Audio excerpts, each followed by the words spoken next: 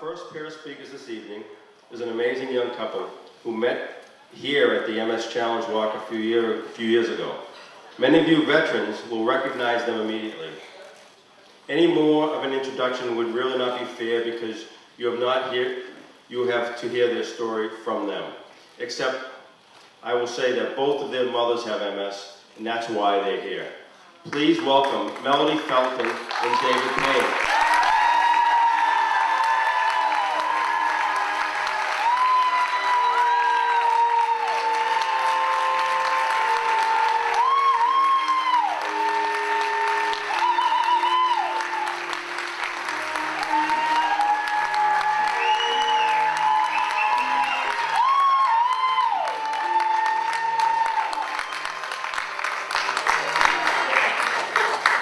In 2005, 8 years ago, I walked 50 miles for the first time.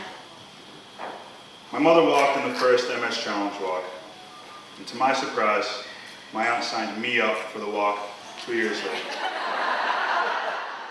I really didn't want to, but I know my mother doesn't want to live with MS, so to me it was a small thing to do for a woman who has given me so much already.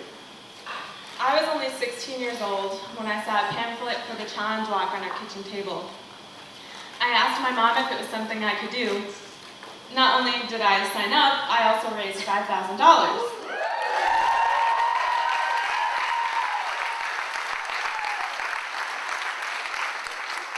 Naturally, Mom didn't want to be left out, so she was more than happy to cheer everyone on at the finish line and sing the Impossible Dream at the Saturday night program. To say that I was in pain after the first day would be rather ironic, seeing as my last name is Payne. It was pretty terrible. I looked like an old man.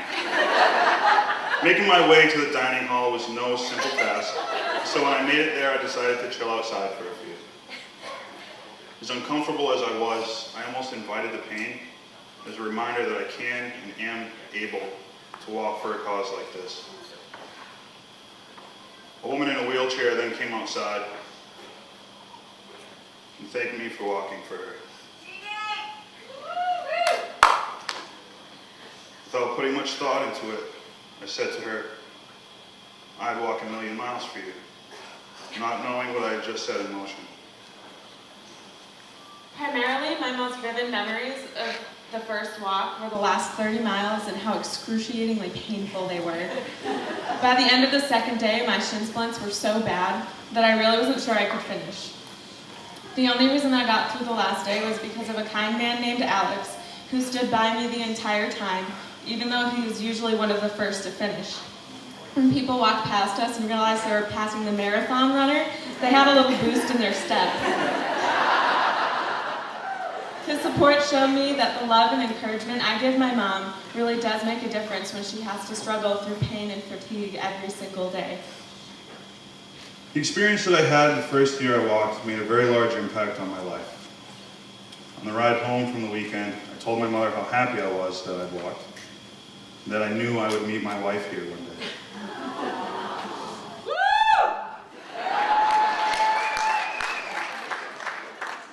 I said it really without thinking about it, because I had never been around such a warm community of like-minded people striving to rid this world of this terrible disease. Our long ride home was filled with conversation about the weekend. We could not stop talking about how incredible the experience was. We talked about the people we met, the friends we made, and the crazy people at the rest stops who pretty much forced me to eat candy. Mark Butler.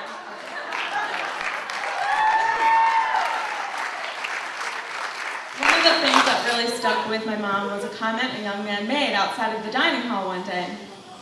When she thanked him for walking, he told her, "I would walk 1,000,000 miles for you." Being both musicians, my mom and I instantly thought, you know what? That would make a really good song. After that first year, I knew I'd walk until I either found a cure or my legs could no longer carry me. The relationship that I had built with a special individual was even more reason to keep coming back. Jeannie Felton and her beautiful daughter, Melody, became someone I look forward to seeing every single year. Because even though she was in a power wheelchair, She had an outwardly loving spirit that made everyone smile, whether they knew her or not. And even though I knew her daughter was a little young at the time,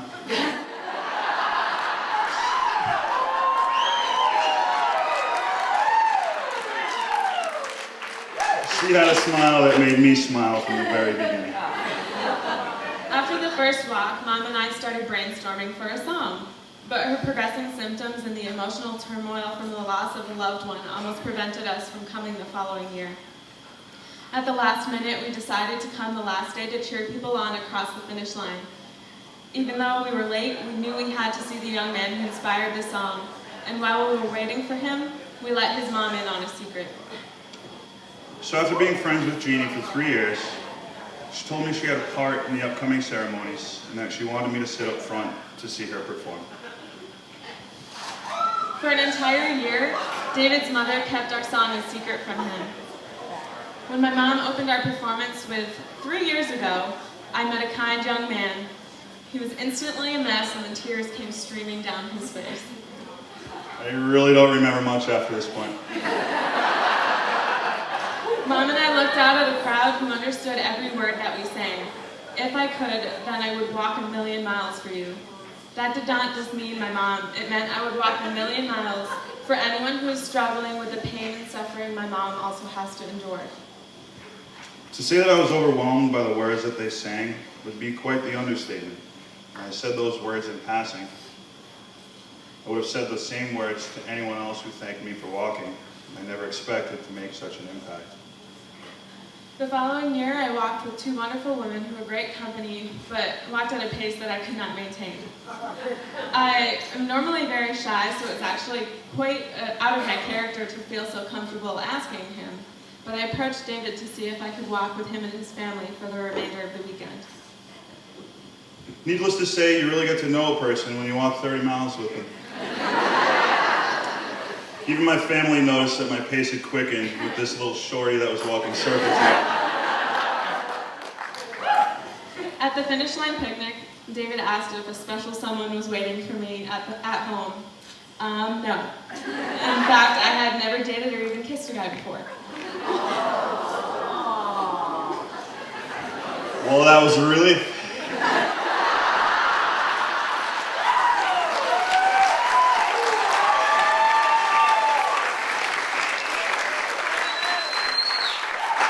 Plus, I knew I already had some brownie points with her mom. We exchanged information, and in 3 weeks from yesterday, we'll be getting married.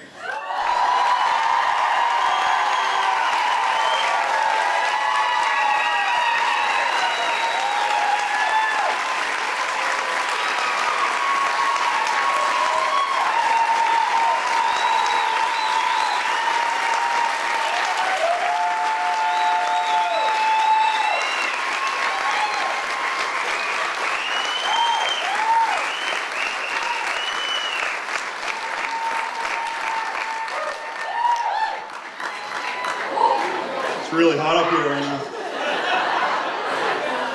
We look back to the story of how we met and we realized that our moms both having multiple sclerosis is a vital component of how we came to be a couple.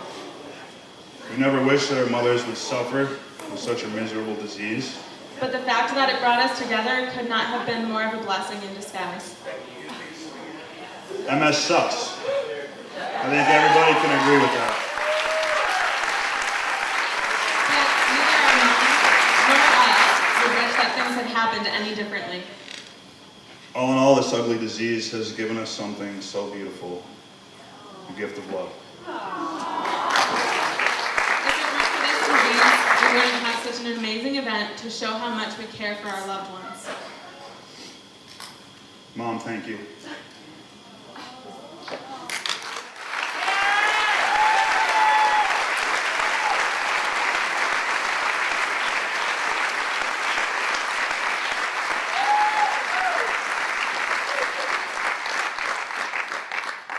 You say those words to everybody. Now I know what it means when you say it just doesn't cut it.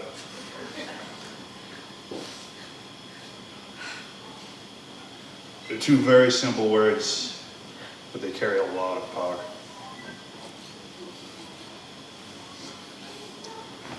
Mom, there isn't a better way for us to show how much we love you than in a song. Will you please join me on the stage?